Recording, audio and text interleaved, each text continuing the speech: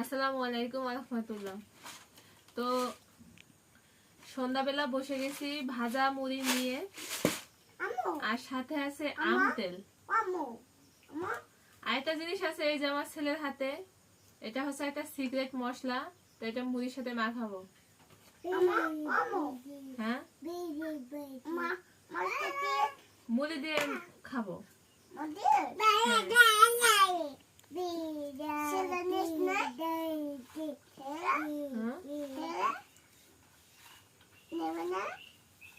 তো দুই ছেলের সাথে নিয়ে আসলে অবশ্যই এরা খেতে পারবে না, খুব ঝাল হয়, তো ঝাল ওরা খাতেই পারে না।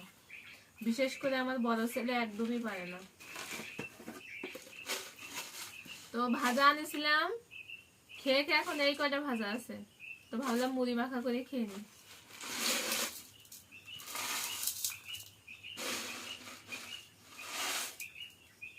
সব দিচ্ছে নে, দূরে থাক।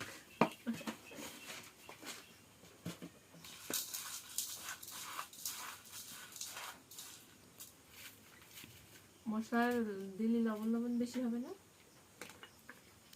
এই হাত দে না, দেখছিস দিয়ে ফেলাই দি।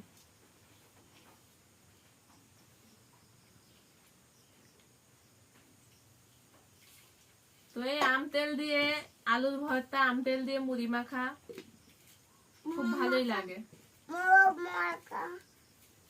মজা লাগে বলো আব্বু? হ্যাঁ, এখানে বসো।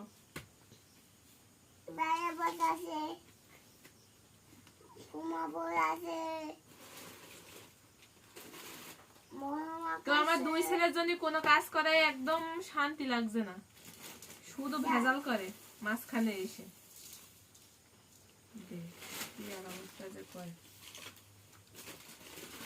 এই জন্য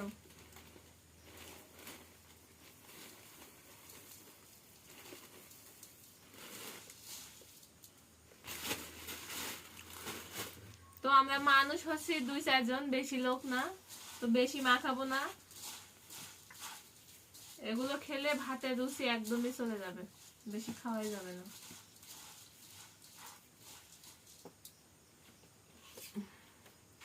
তো এই হচ্ছে সেই সিক্রেট মশলা।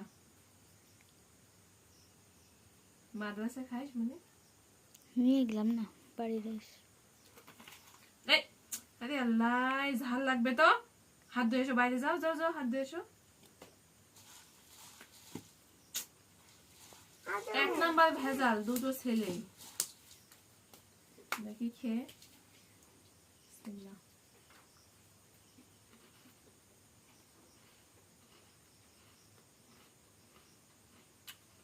তো কে কে এভাবে মুড়ি মাখা খান অবশ্যই কমেন্টে জানাবেন। আসলে মুড়ির মধ্যে বিশেষ কিছুই দিইনি, ছোলা, তারপরে পেঁয়াজি, আলু চপ, এগুলো দিয়ে মুড়ি মাখা করে। তো আমি তো সামান্য চানাচুর দিয়ে মুড়ি মাখা করলাম। তো এটাই ভালো লাগছে, সমস্যা নেই। নাইমাতে কানামা অনেক ভালো, খেতে ইচ্ছা করলো, তাই উপস্থিত জিনিস দিয়েই করলাম।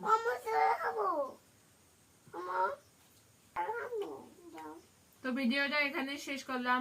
আল্লাহ হাফেজ।